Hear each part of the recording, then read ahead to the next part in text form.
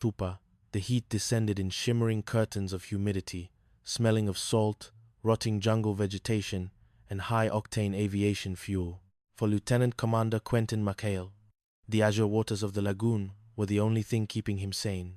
McHale stood on the teak deck of PT-73, his shirt unbuttoned, his tan deep and weathered like old leather. He was a man built for the sea, rugged, with eyes that had seen too much lead and too much loss, yet still retained a spark of irrepressible mischief. Beside him, Ensign Charles Parker was a frantic contrast.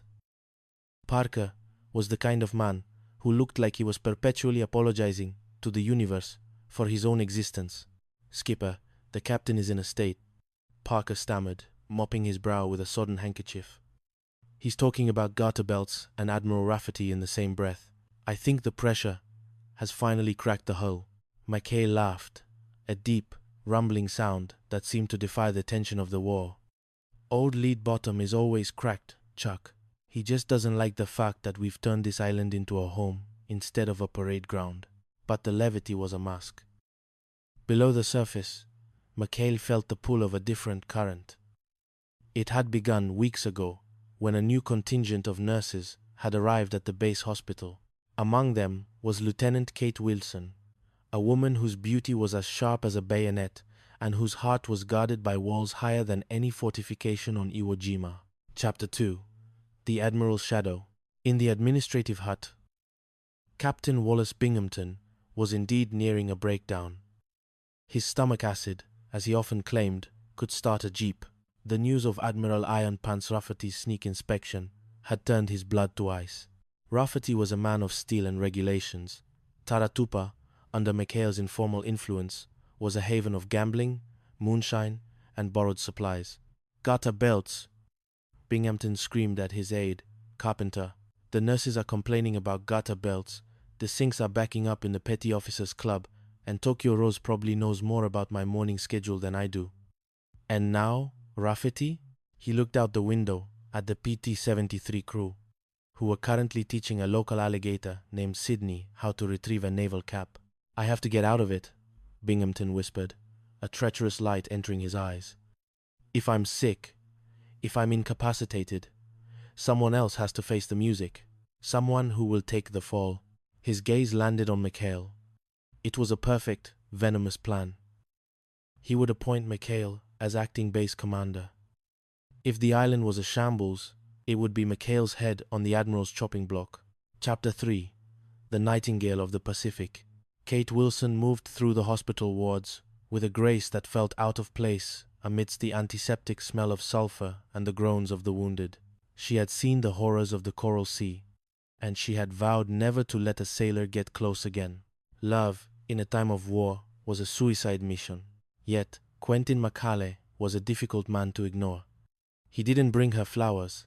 He brought her stolen crates of peaches and repaired the hospital's refrigeration unit using parts from a downed Japanese Zero.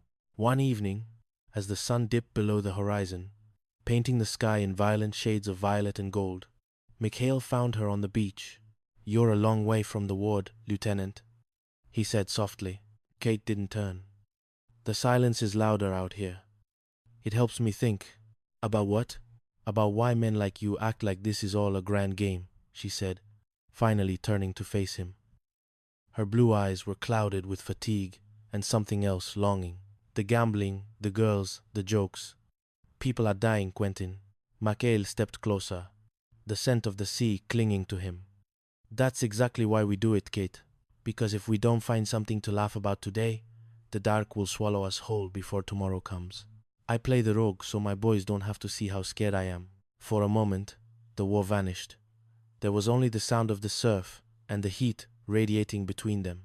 McHale reached out, his hand hovering near her cheek, but the moment was shattered by the shrill blast of a boat whistle. "Duty calls."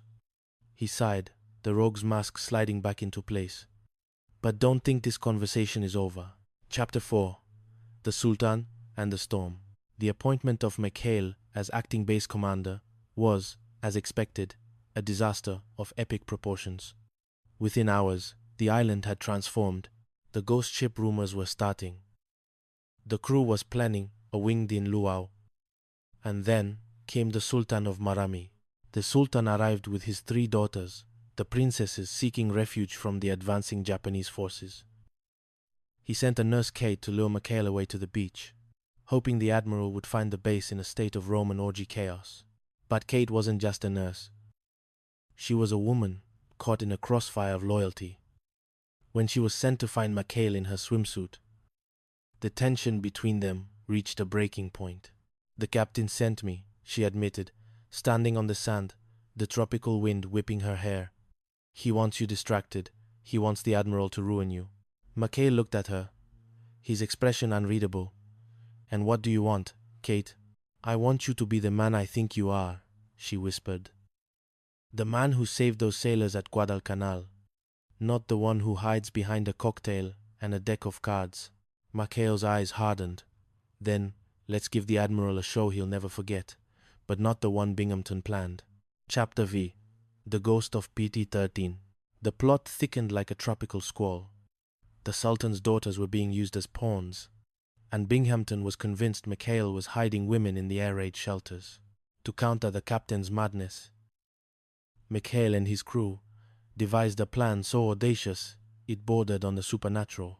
They convinced Binghamton that PT-73 was actually the Jinx PT-13, a ghost ship cursed to haunt those who commanded it. Utilizing laughing gas from the dental clinic and a series of elaborate pulleys, they turned the base into a haunted house. Amidst the chaos of floating uniforms and eerie whistles, Kate found herself working alongside the crew. She saw the fierce loyalty Mikhail inspired, the way Parker would walk through fire for him, the way Gruber and Tinker treated him like a brother. One night, in the cramped, humid radio shack, she and Mikhail were forced into close quarters to intercept a message from a Japanese sub. "If we don't make it out of this war, Quentin," she started, her voice trembling. "Don't," he commanded, his voice low and husky. He pinned her against the radio rack, his eyes burning with a fire that had nothing to do with the tropical heat. "We're going to make it. And when we do, I'm taking you to a place where the only thing we have to worry about is whether the wine is chilled enough." He kissed her, then a desperate, hungry kiss that tasted of salt and hidden hope. It was a promise made in the shadow of death, a spark of life in a world of grey steel. Chapter 6. The Sydney Incident.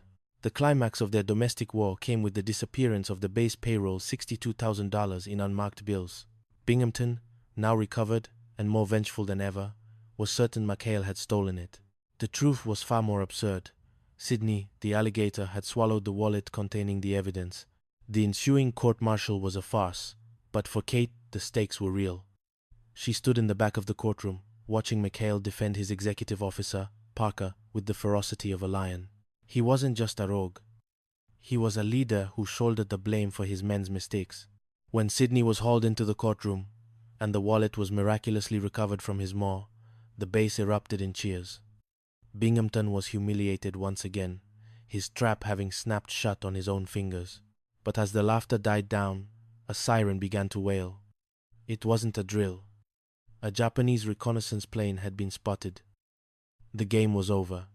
The war had found Taratupa again. Chapter 7. Fire on the Water. PT-73 roared to life, its 3 Packard engines screaming in unison. Mikhail stood at the helm, his eyes fixed on the horizon, where the sun was beginning to bleed into the sea. "Parker, check the torpedoes." "Gruber, get on the 50s. Kate stood on the pier, watching the boat pull away. She knew that this time, some of them might not come back.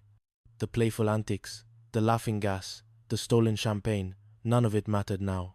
Only the cold reality of the hunt remained. Through the night, the 73 stalked its prey. They found the Japanese sub near the reef, a dark leviathan rising from the depths. The battle was a blur of tracer fire and the bone-shaking roar of explosions. Mikhail steered the boat with a surgeon's precision, weaving through the geysers of water kicked up by enemy shells. Fire 1, Fire 2. The torpedoes sped through the water, leaving white wakes of destruction. When the sub erupted in a ball of orange flame, the shockwave nearly capsized the small plywood boat. As they limped back to the lagoon, the hull riddled with bullet holes, Mikhail sat on the deck, exhausted. He looked at his crew, shaken, bleeding, but alive. He realized that Kate was right. This wasn't